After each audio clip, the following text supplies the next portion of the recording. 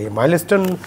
যে ঘটনা দুর্ঘটনা একদম হৃদয় বিদারক মর্মান্তিক একটা দুর্ঘটনা যেখানে আমাদের অনেক প্রাণ ঝরে পড়েছে শিশুরা বিশেষ করে তো সেটার জন্য তো আমরা সবাই খুব দুঃখিত এবং আমরা এটা নিয়ে তো আমাদের অনেক কথা আছে তো সেখানে আপনি এই সর্বদলীয় বৈঠক ডাকার কোনো প্রয়োজন পড়ে না এটা হলো গভর্নমেন্ট অ্যাফেয়ার্স একটা দুর্ঘটনা ঘটেছে আপনি কীভাবে ম্যানেজ করবেন সেখানে আমরা কি দেখলাম যে গভর্নমেন্ট এটা ম্যানেজ করতে পারলো না জগা খিচুড়ি বাঁধিয়ে দিল কীভাবে তারা উদ্ধার করবেন এই স্কুল থেকে কীভাবে উদ্ধার করে কোন হাসপাতালে নিয়ে যাবেন কোথায় চিকিৎসা হবে কোথায় ভালোভাবে চিকিৎসা হবে এবং এদের যে নাম পরিচয় যেটা স্কুল কর্তৃপক্ষের কাছে চাওয়া উচিত ছিল যে ওই স্কুলের যে অ্যাপস আছে বা তাদের যে লিস্ট আছে লিস্ট অনুযায়ী তারা জানতেই পারতেন যে কতজন ছাত্র উপস্থিত ছিল কতজন আছে কতজন পাওয়া যাচ্ছে না তো এই সব করতে পারতেন তারপরে সবচেয়ে ভণ্ডুল করলেন যখন হঠাৎ করে রাত 3:30টার দিকে ফেসবুকে বললেন যে পরীক্ষা পিছিয়ে দেওয়া হলো তো এটা কি ফেসবুকের মাধ্যমে পরিচালিত সরকার কিনা অনেকেই প্রশ্ন করছেন এখন অনেকের জিজ্ঞাসা যে আপনি ফেসবুকে আবার রাত 3:30 আপনি শোক দিবস পালনের ঘোষণা দিলেন একদিনের তো সেইখানে যখন আলোচনা হচ্ছিল তখন তো এইসব বিষয় নিয়ে কিভাবে পরিচালিত হবে অন্যান্য বিষয় আলোচনা হতো আমি একটু যুক্ত করবো আপনার সাথে এ বিষয়ে আজ শিক্ষা উপদেষ্টা বক্তব্য রেখেছেন সচিবালয়ে তিনি বলেছেন যে একক সিদ্ধান্তে তো পরীক্ষা পিছিয়ে ফেলা যায় না আরও অনেক কিছু এর সাথে জড়িত আছে এজন্য সময় লেগেছে সময়ক্ষেপণ হয়েছে এবং তিনি আরেকটা কথা বলেছেন যে শিক্ষা সচিবকে যে প্রত্যাহার করা হয়েছে তিনি সেটি জানতেন না ভেরি গুড তাহলে ওনার কথা থেকে যদি আমরা আসি তাহলে সরকারটা এইভাবে চলছে আর কি যে একজন উপদেষ্টার সচিব বদল হয়ে যাবে সচিব জানবেন না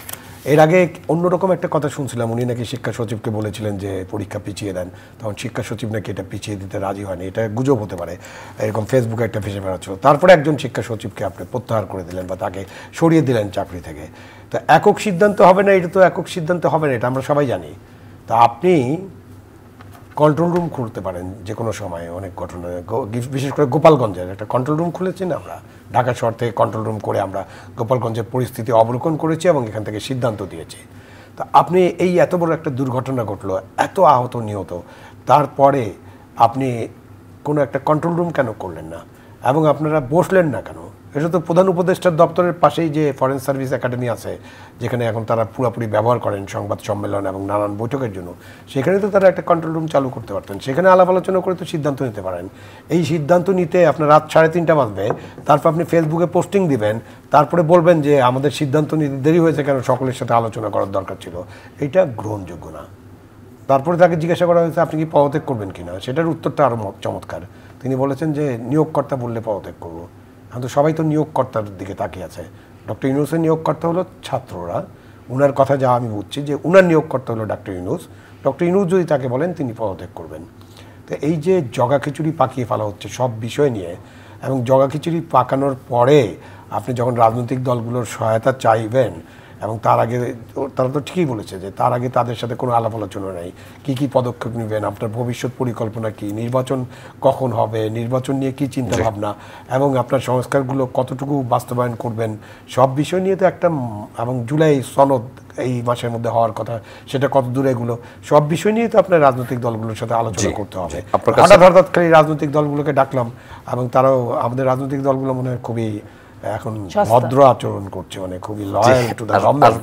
এর আগে দলীয় সরকার ডাকলে কিন্তু এই সব দল কোনোটাই অর্ধেকই মনে হয় হাজির হতো না জি আপনার কাছে আসবেন নীলুফার চৌধুরী মনি রাজনৈতিক দলগুলোর কথা আবু আলম মোহাম্মদ শহীদ খান বলছিলেন আপনিও কথা বলতে চেয়েছিলেন যে এই বিষয়ে রাজনৈতিক দলগুলো মনে হয় এখন ভদ্র আচরণ করছে তাই কি সুশীল রাজনৈতিক দল ধন্যবাদ আপনাকে